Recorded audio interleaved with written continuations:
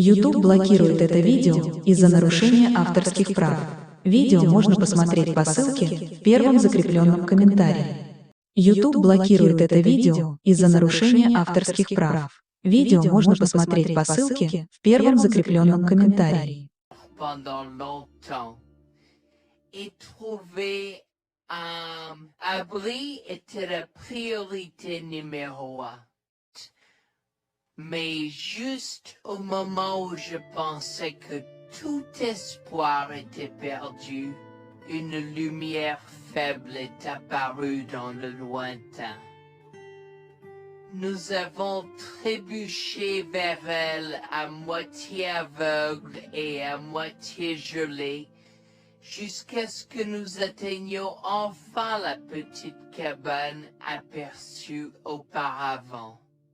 Avec ces bouffées de fumée qui s'élevaient toujours dans le vent rude, nichées dans une clairière. Avec les quelques forces qui me restaient, j'ai frappé à la porte aussi fort que possible et je me suis effondré dessus. Maintenant, qui pourrait,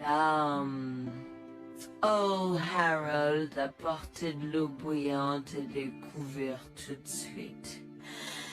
Un couple âgé et gentil nous a accueillis.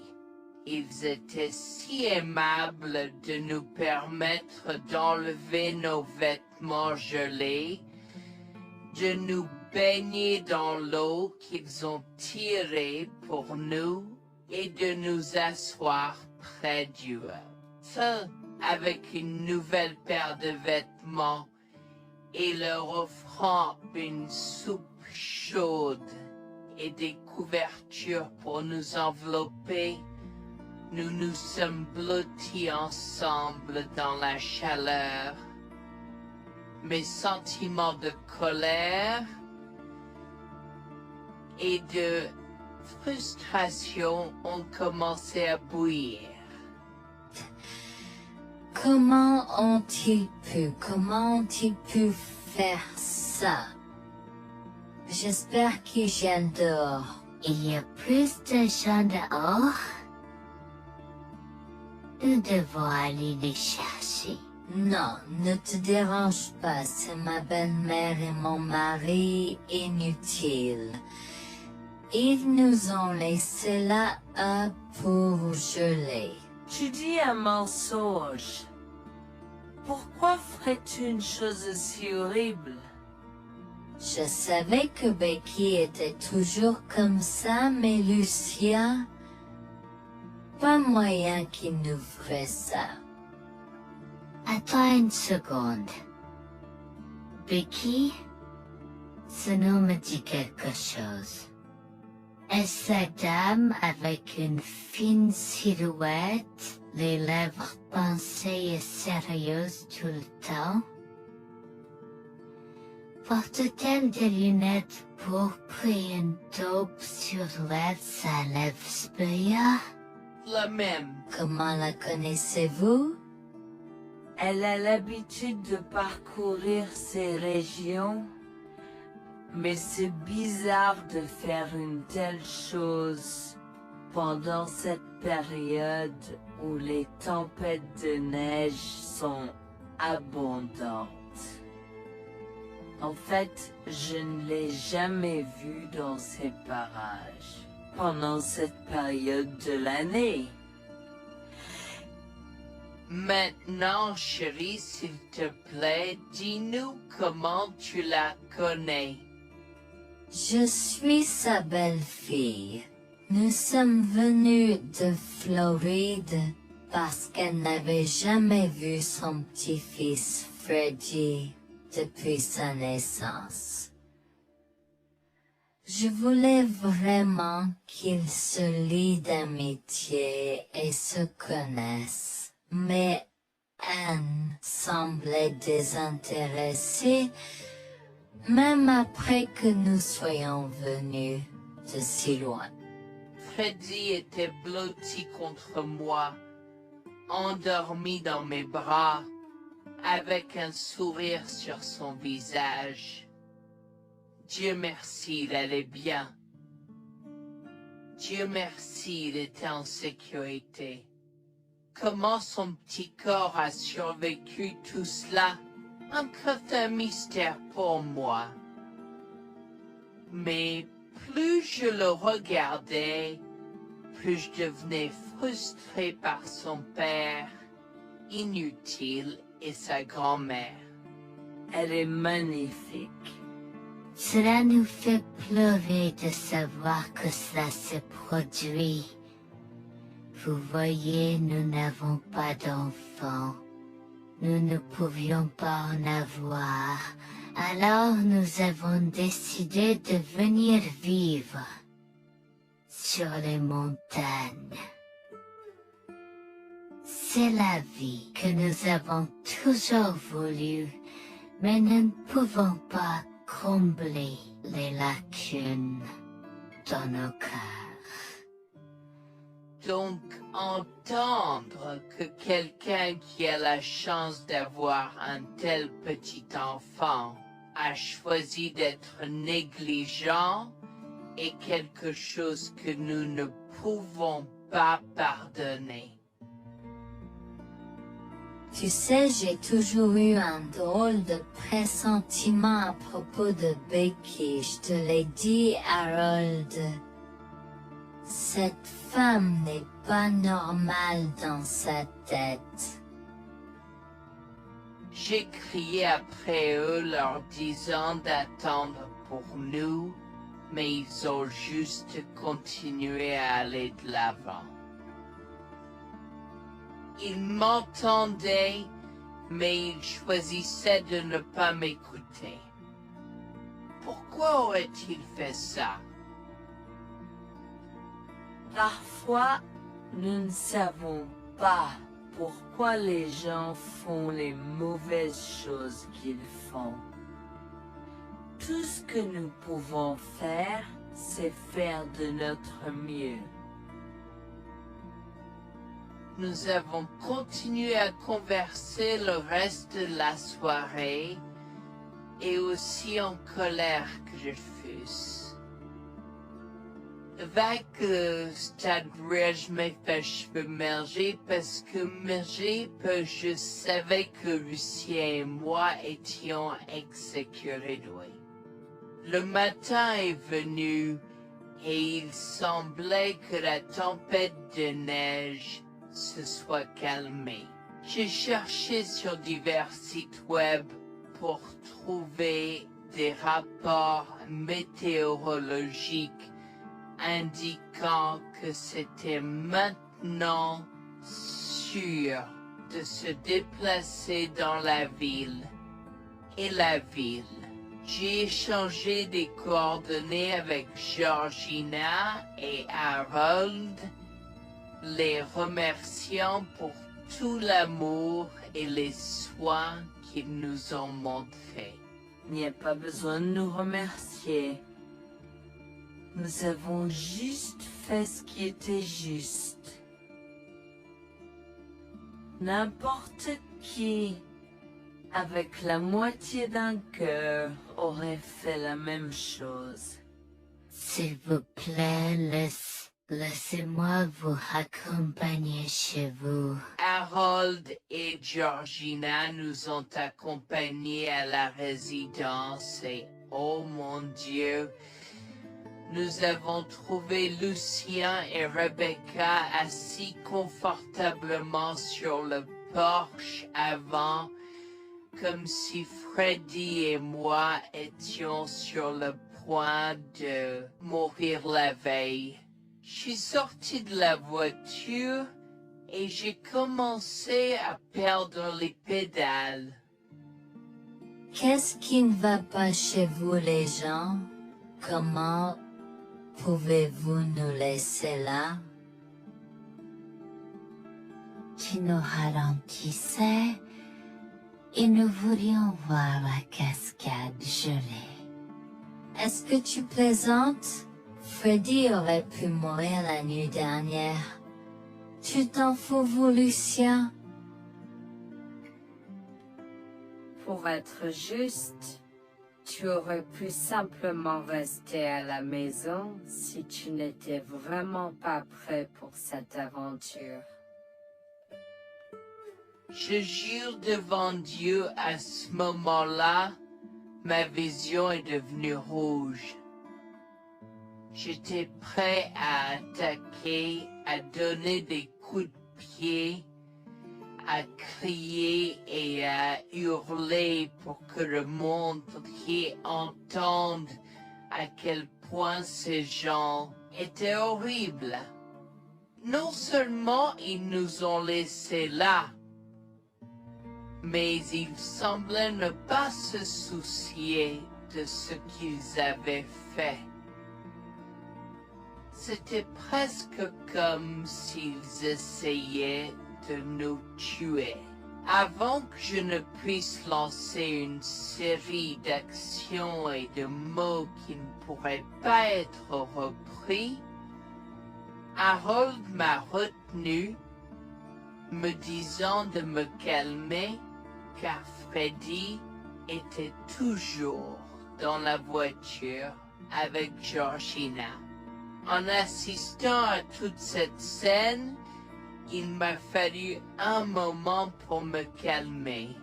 Mais même si j'avais calmé, j'étais toujours agressif et argumentatif. Vous nous avez laissés là. Nous aurions pu mourir, Lucien. Tu t'en fous de ça? Tu t'en fous que ta mère ait essayé de nous tuer? Ne sois pas dramatique, Noémie. Elle n'essayait pas de faire ça. Regarde, la raison pour laquelle nous ne sommes pas revenus te chercher est parce que nous savions que tu trouverais de l'aide et un abri. Je veux dire, tu as toi-même indiqué cette cabane, n'est-ce pas? Il semble que tu aies obtenu l'aide dont tu avais besoin. Pas grâce à toi ou à ta mère. Je n'arrive pas à croire ce que j'entends en ce moment. Assez, tout le monde. Ne me donne pas mal à la tête. Comment peux-tu être si froid et sans cœur envers ta femme? J'ai la moitié d'une idée de venir te frapper. Essaie, vieil homme. Je te mets au défi. Écoute, Noémie. Je suis désolée que tu n'aies pas pu gérer un peu le mauvais temps, mais je jure qu'il n'y avait aucune mauvaise intention de ma part. Écoute, Noémie, je suis désolée que tu n'aies pas pu gérer un peu le mauvais temps, mais je jure qu'il n'y avait aucune mauvaise intention de ma part. Oh oui. Pourquoi diable irais-tu faire de la randonnée à cette période de l'année? Nous ne te voyons jamais pendant cette période, alors quoi maintenant? Pourquoi maintenant quand tu as un enfant qui ne voulait que se connecter avec toi? Quelqu'un pourrait argumenter que ce niveau de négligence grossière était intentionnel, Becky. Tu es une personne malade et pathétique.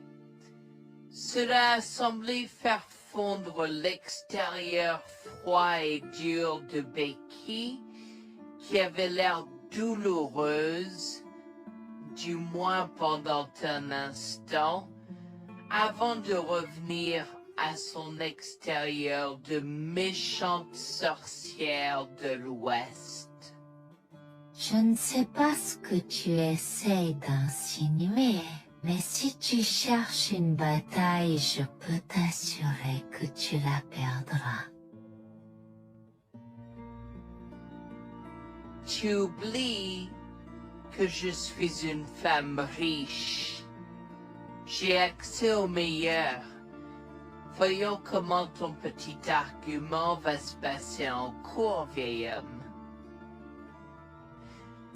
Vous êtes pas là avec votre malade joueuse. Je souhaite que vous restiez fiers. Tu sais quoi, Noémie? Je m'en fiche maintenant. Je n'ai plus besoin de faire semblant devant toi et tout le monde. Alors, laisse-moi te dire les choses clairement pour que tout le monde puisse entendre. Je m'en fiche de toi et de ce bébé. Honnêtement, je souhaite que vous soyez tous les deux morts hier. Au moins, vous auriez arrêté de me déranger avec vos tentatives pour rencontrer ce bébé.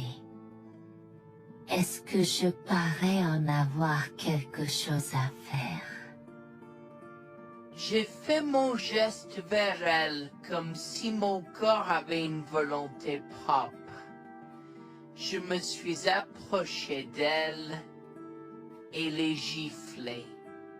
J'ai continué à la gifler et à donner des coups de pied aussi fort que possible jusqu'à ce que Jack et Harold me déchirent. Tu m'insultes. Comment osais-je? Comment osez-vous vous asseoir là et défendre cette sorcière? Elle l'avait mérité. Toi, je vais te poursuivre en justice. Comment oses-tu me mettre les mains dessus? Elle ne voulait évidemment pas cela. Regardez, il semble que les tensions soient élevées en ce moment. Pourquoi ne pas tous prendre une grande respiration? Entrons et réglons cela. Vous êtes un homme faible et pathétique, et j'espère que vous passerez le reste de votre vie à expier ce que vous avez fait à votre fils. Avant que Jack ne puisse répondre, je lui ai craché au visage avant de rentrer à l'intérieur, de prendre Freddy et ses affaires et de monter dans la voiture avec Georgina et Freddy. Maman, j'ai peur. Que se passe-t-il? Pourquoi tu combattu, grand-mère?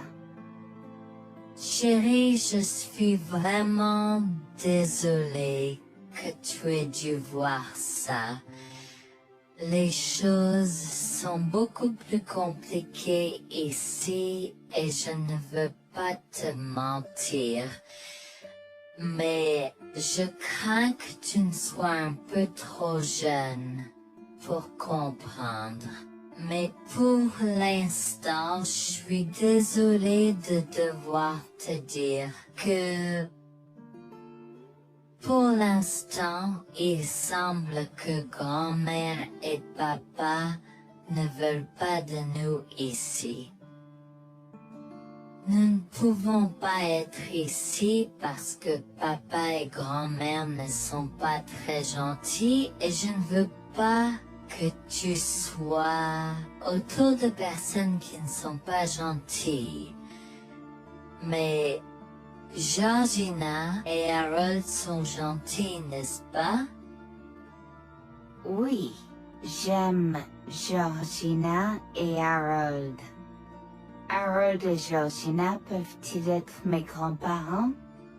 Oh mon Dieu, mon petit enfant, tu me fais pleurer. Bien sûr, je peux être ta grand-mère? Oh mon Dieu, mon petit enfant, tu me fais pleurer. Bien sûr, je peux être ta grand-mère. Je serai toujours ton ami et je te promets de prendre soin de toi si tu as besoin de moi.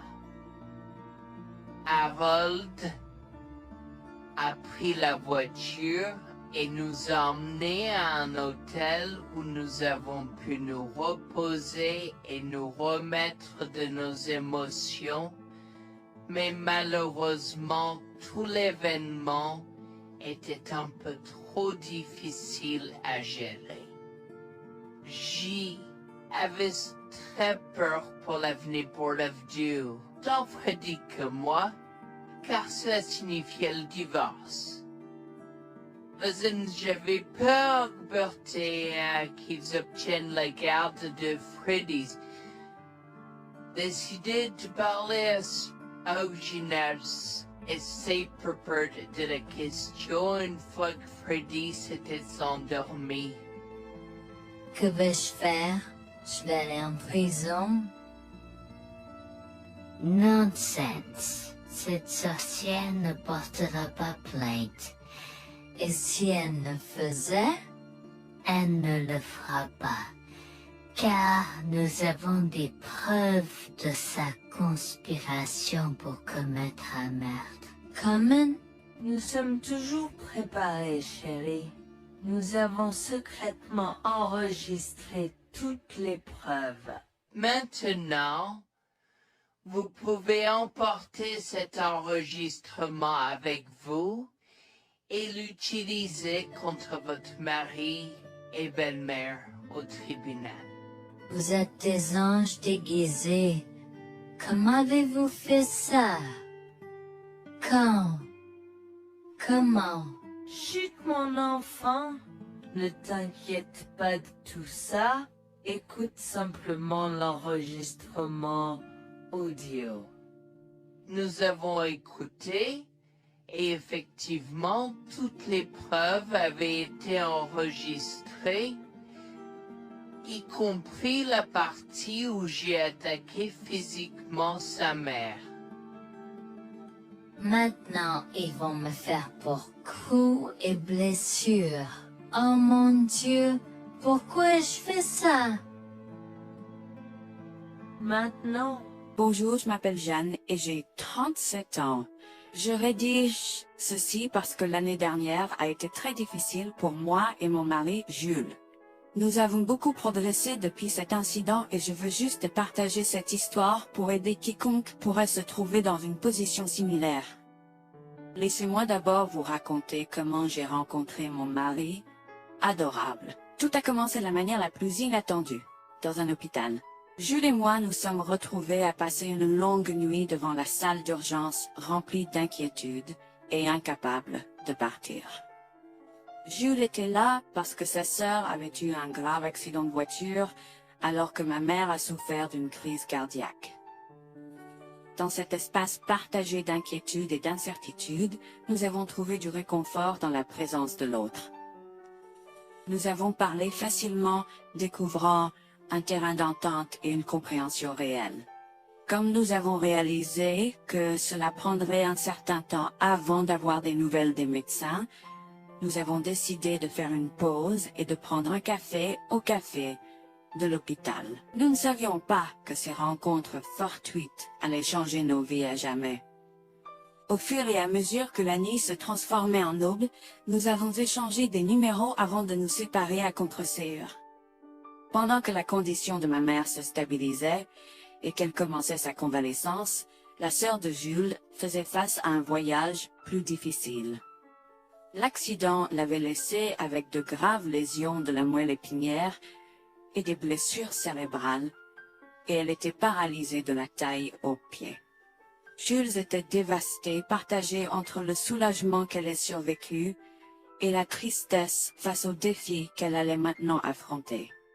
Au cours des mois suivants, Jules et moi sommes restés en contact, nous nous soutenons émotionnellement pendant les convalescences de nos proches. Nos conversations ont progressivement changé, nous permettant de partager nos espoirs, nos rêves et nos peurs. Dans l'un de ces échanges sincères, Jules a eu le courage de m'inviter à prendre un café, un rappel significatif de l'endroit où notre connexion avait d'abord fleuri. Notre amour a grandi rapidement, alimenté par la fondation que nous avons construite pendant nos moments les plus sombres. Wafurwa verité de l'autre et avons avoir Cela n'a pas pris longtemps pour que nous réalisions que nous avions trouvé quelque chose de vraiment spécial. Après 2 ans de fréquentation, Jules m'a demandé en mariage. Avec une joie débordante, j'ai dit oui avec enthousiasme. Notre mariage était une petite et intime célébration, honorant l'amour qui est né de nos épreuves partagées. À ce moment-là, la sœur de Jules avait besoin de soins spécialisés, et il, étant le membre de la famille le plus proche, a pris la responsabilité. Cependant, il avait également besoin d'un travail temps plein pour gérer les factures qui s'accumulaient. Inquiète qu'il soit accablé, Jules a travaillé sans relâche pour subvenir aux besoins de sa sœur et de notre avenir ensemble. Un jour, je l'ai assis et l'ai rassuré en lui disant que nous étions une équipe faisant le défi de la vie ensemble.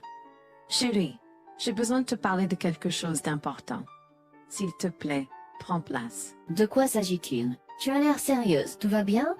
D'une certaine manière, non. Je t'ai vu lutter pendant un certain temps maintenant. Tu sais que tu peux me demander de l'aide, n'est-ce pas? Bien sûr que je le sais. Je ne veux juste pas t'imposer mes problèmes, tu sais. Mon chéri, nous sommes une équipe. Je veux que tu te souviennes toujours de ça. Nous faisons face aux défis de la vie ensemble et il n'y a rien d'individuel dans notre relation, seulement la nôtre. Je veux te soutenir, toi et ta sœur, de toutes les manières possibles. Cela signifie beaucoup pour moi, bébé. Tu as été incroyable tout au long de tout cela. Je ne sais pas ce que je ferais sans toi. C'est exactement pourquoi je voulais en parler. J'ai réfléchi à la prise en charge d'Abby et à l'impact que cela a sur ton travail. Et si nous envisageons de la placer dans une maison de retraite? Et avant que tu ne poses la question, je connais une bonne où ma grand-mère était vraiment heureuse. Elle a même préféré cela à vivre à Sameta. Je ne sais pas, je veux dire, c'est une décision importante et risquée à prendre. Je comprends, mais réfléchis grec. Cela permettrait de te trouver un meilleur emploi payant pour que nous puissions nous assurer qu'Abby reçoit les soins qu'elle mérite. Nous pouvons la visiter régulièrement et être toujours là pour elle. Mais cela soulagerait une partie de la charge sur tes épaules. Tu as raison. C'est un choix difficile, mais je fais confiance à ton jugement. Je suis heureuse que tu me laisses enfin t'aider. Crois-moi, les choses sont plus faciles quand on peut partager ses fardeaux avec quelqu'un. Je veux dire, c'est comme ça que nous nous sommes trouvés, non? Comment pourrais-je jamais l'oublier? Je t'aime tellement. Merci de rester à mes côtés. Tais-toi, pas besoin de remerciements. Tu sais que je serai toujours là pour toi. Je t'aime aussi, chérie. Jax m'a fait confiance et nous avons trouvé une maison de retraite pour Abby. Au cours des prochains mois, Jax a trouvé un travail mieux rémunéré et a rendu visite à sa sœur tous les jours. Le rétablissement d'Abby a progressé de manière surprenante bien qu'elle soit paralysée. Elle a commencé à se déplacer dans la maison de retraite dans son fauteuil roulant, déterminée à explorer. La maison de retraite permettait aux résidents de sortir avec des membres de leur famille enregistrés, alors je lui ai envoyé une allocation mensuelle pour l'aider à s'amuser. La mère de Jax, Grégoire, a entendu parler de son dévouement au bien-être d'Abby et des efforts qu'il a déployés pour s'occuper d'elle. Grégoire est venu à notre domicile, les larmes aux yeux, pour exprimer à quel point il était fier de son fils. Mère, pourquoi pleures-tu? Qu'est-ce qui ne va pas? Je veux juste que tu saches à quel point je suis fier de toi, Jules. Tu as montré une telle force et compassion en prenant soin d'Abby. Je ne pourrais pas être plus fier d'avoir élevé un fils aussi merveilleux. Eh bien, merci, mère. Je fais juste ce que je peux pour Abby. C'est pas facile, mais je l'aime et je veux m'assurer qu'elle va bien. Tu as fait plus que suffisamment, mon chéri. Je ne veux pas que tu portes ce fardeau seul. Je veux prendre le relais et rendre visite à Abby plus fréquemment. Tu dois te concentrer sur ton travail et ta propre vie. Abby sera bien prise en charge. Fais-moi confiance. Eh bien, ce n'est pas comme si je l'avais fait seule. Jeanne a été à mes côtés, me soutenant à chaque étape du chemin. Nous sommes une équipe et nous sommes tous les deux engagés dans le bien-être d'Abby. Oh, je sais que Jeanne a été là, mais tu as fait tellement, Jules. Il est temps que tu priorises ta propre vie et ta carrière. Abby sera entre de bonnes mains. Fais-moi confiance. D'accord, mère, si tu es sûre de toi, alors j'accepterai. Mais je veux que tu saches que c'était un plaisir de prendre soin d'Abby et que je serai toujours là pour elle, quoi qu'il arrive. Je t'apprécie, Jules, mais il est temps pour toi et Jeanne de vous concentrer sur vos futurs. Fais-moi confiance, ce sera pour le mieux. D'accord, mère, si tu crois que c'est la bonne chose à faire, alors j'irai avec. Promets juste de bien t'occuper d'Abby. Je te le promets, maman, tu peux compter sur moi. Maintenant, va et concentre-toi sur ton travail. Laisse-moi m'occuper de la garde d'Abby. J'ai trouvé l'intérêt subi de Grégoire pour Abby un peu étrange, mais je me suis tue car je savais que ce moment était important pour Jules. L'année suivante, Jules s'est concentré sur son travail et obtenu une augmentation. J'ai également obtenu une augmentation, ce qui nous a permis d'augmenter l'allocation mensuelle de base d'Abby. Grégoire a tenu sa promesse, mais il y avait un piège. Il a toujours insisté pour que nous restions occupés par le travail et nous a rappelé à quel point Abby était heureuse avec plus d'argent. Il nous a grondé si nous voulions la visiter et a prétendu qu'il savait ce qui était le mieux pour elle. Grégoire nous a fait appeler avant de rendre visite à Abby, donc il a contrôlé notre accès à elle. En conséquence, nous l'avons vue de moins en moins, mais nous avons continué à lui envoyer l'allocation chaque mois. Je me sentais mal à l'aise par la situation. L'attitude possessive et le comportement contrôlant soudain de Grégoire m'inquiétaient. Il semblait toujours avoir des excuses lorsque Jules avait besoin d'aide avec Abby dans le passé. Cependant, je n'ai rien dit car je savais à quel point Abby était importante pour Jules. Malgré les défis, Jules et moi sommes restés engagés à soutenir Abby. Nous avons tenu notre promesse de fournir une assistance financière, même si nous ne pouvions pas être avec elle autant. Nous avons cru qu'Abby méritait les meilleurs soins. Même si nous ne pouvions pas être avec elle autant, nous avons cru qu'Abby méritait les meilleurs soins et le bonheur, et nous voulions qu'elle ait les moyens de profiter de la vie à fond. Un jour, Jules était un peu trop submergé par le manque d'Abby. Nous nous étions tous les deux beaucoup impliqués dans le travail et n'avions pas eu le temps de lui rendre visite. Nous avons décidé de lui rendre visite sur un coup de tête. Nous ne l'avons pas dit à Grégoire car nous ne voulions pas entendre ses remontrances ou ses réprimandes. Avant d'arriver à la maison de retraite, Jules et moi nous sommes arrêtés au supermarché pour acheter à Abby toutes ses collations préférées. Nous étions tous les deux très excités de la voir et de passer du temps de qualité avec elle. J'ai même apporté ma Nintendo Switch pour qu'elle puisse y jouer. Nous sommes entrés et avons immédiatement commencé à chercher Abby, mais nous ne pouvions pas la voir nulle part. Je pensais qu'elle était probablement partie pour un rendez-vous chez le médecin ou qu'elle était probablement dans le jardin. Nous avons trouvé l'infirmière d'Abby, Mme Smith. Elle nous a regardés avec confusion. « Excusez-moi, pourriez-vous nous dire où est Abby? Nous la cherchons. » Sir, ne savez-vous pas ce qui s'est passé? Non, nous n'en savons rien. S'il vous plaît, dites-le nous.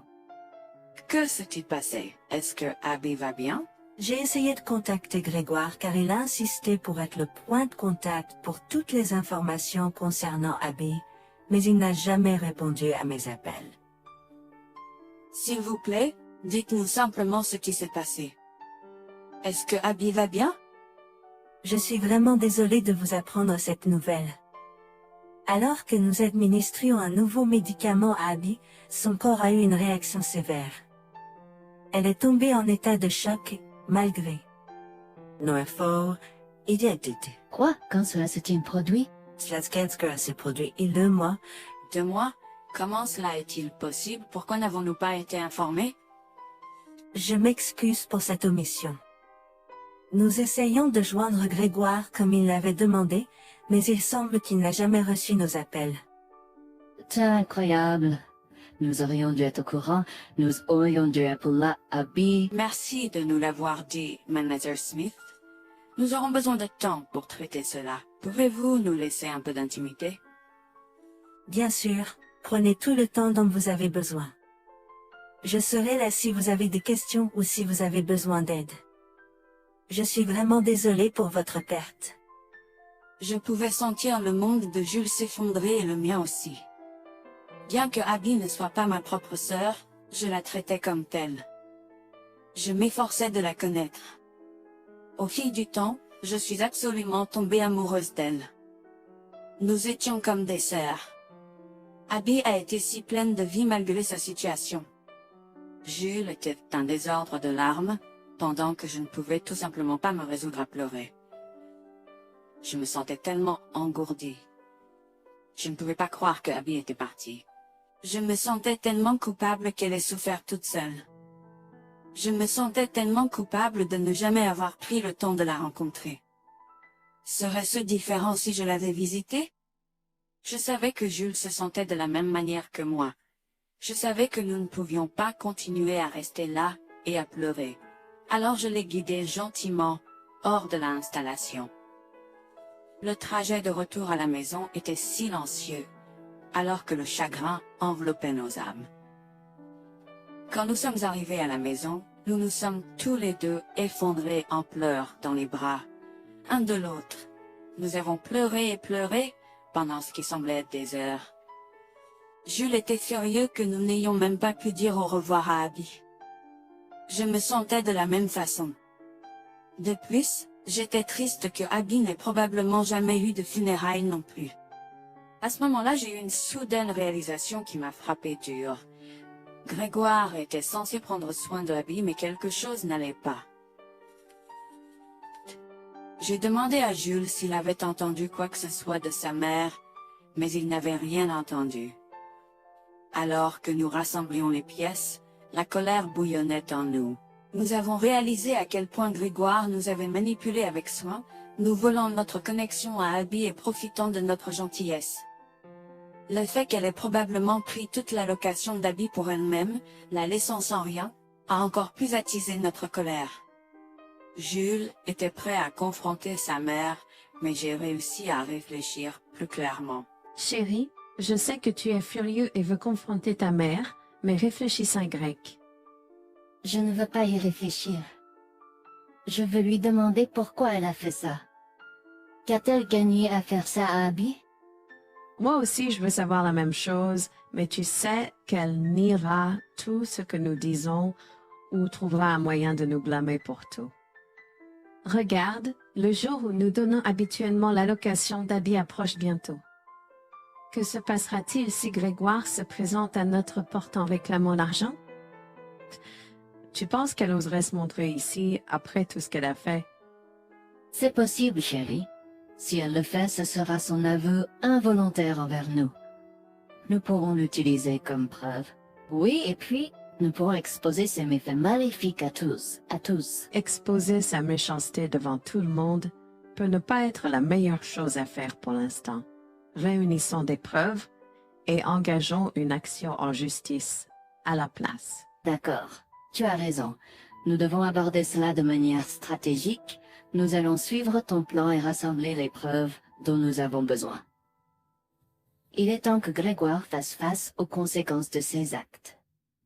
Nous avons tous deux pris une semaine de congé. En retournant dans la maison de retraite, nous avons recueilli le certificat de décès d'Abby comme preuve. Nous avons également consulté un avocat pour porter plainte contre Grégoire pour avoir volé une personne handicapée. Comme je l'avais prévu, Grégoire est venu frapper à notre porte en réclamant l'allocation de sa fille. Où est la location d'habits? J'attends. Pourquoi devrions-nous envoyer l'argent d'habit à toi, mère? Qu'as-tu fait pour elle? Qu'est-ce que j'ai fait? Tu veux dire ce que je n'ai pas fait pour cet enfant insolent? Attends une minute, Grégoire. Comment as-tu exactement pris soin d'Abby? Je lui achète toute la nourriture qu'elle veut, et je réponds à tous ses caprices. Je m'assure même qu'elle prend ses médicaments quand je la visite. C'est génial. Quand as-tu vu Abby pour la dernière fois? Je l'ai visitée hier. Je suis seulement ici parce qu'elle s'inquiète que tu ne lui aies pas envoyé son allocation.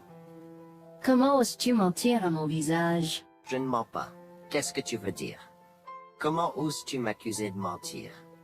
Tu es aussi ingrat qu'Abby. Sans hésiter, je tends à Grégoire le certificat de décès d'Abby, ma dégoût visible dans mes yeux, alors qu'elle le regarde avec stupeur. Grégoire a vacillé, tentant de s'excuser. Quoi? Non, ce n'est pas vrai. Ma petite fille. Je suis désolé, Jules. Je suis désolé. Enregistre tes excuses, mère. Tu n'as fait que l'insulter depuis que tu es arrivée. Tu es dégoûtante. Nous avons déjà engagé des poursuites judiciaires contre toi pour tes crimes. Nous avons des preuves de ta négligence. À bien, tribunal. S'il te plaît, Jules, ne fais pas ça. Je souffre autant que toi. S'il te plaît. Arrête. Quitte notre maison et ne nous adresse plus jamais la parole. Nous ne voulons plus rien avoir à faire avec toi. S'il te plaît, ne me conduis pas en justice. Je suis désolé. Il est trop tard pour les excuses. Tu as fait tes choix et tu devras maintenant assumer les conséquences de tes actes. Petit à petit, Jules et moi avons pris des précautions et enregistré notre conversation avec Grégoire. Cette preuve supplémentaire a joué en notre faveur et la Cour a statué que Grégoire devait nous rembourser, y compris les taux d'intérêt similaires à ceux pratiqués par les banques. Elle devra nous verser des mensualités pendant les prochaines années. Jules est allé plus loin et a partagé l'enregistrement avec le reste de sa famille élargie. Par conséquent, Grégoire a fait face à l'exclusion de sa propre famille. Jules et moi avons pleuré ensemble pendant longtemps. La douleur était profonde, mais lentement, nous avons commencé à guérir. Nous avons pris une décision ferme de couper tout contact avec Grégoire. Le seul rappel de son existence était les paiements mensuels. La décision ferme de couper tout contact avec Grégoire. Le seul rappel de son existence était les paiements mensuels qu'il faisait pour nous rembourser. Nous nous sommes concentrés sur notre guérison et sur la reconstruction de nos vies. Au final, la justice a prévalu et notre amour pour Abby est resté inébranlable. Nous avons honoré sa mémoire en chérissant le temps que nous avions passé avec elle et en montrant de l'amour et des soins aux autres dans le besoin. Notre parcours a été rempli de défis et de chagrins, mais il nous a également appris le pouvoir de la résilience et la force de notre lien. Jules et moi avons entrepris un voyage de guérison, en reprenant nos vies en main, à partir des décombres de la trahison. Nous nous sommes accrochés aux précieux souvenirs d'Abby, chérissant l'amour et la joie qu'elle nous a apportés. Bien que la douleur persiste, nous trouvons du réconfort dans le fait que nous avons combattu pour la justice, et que nous avons honoré l'esprit d'Abby.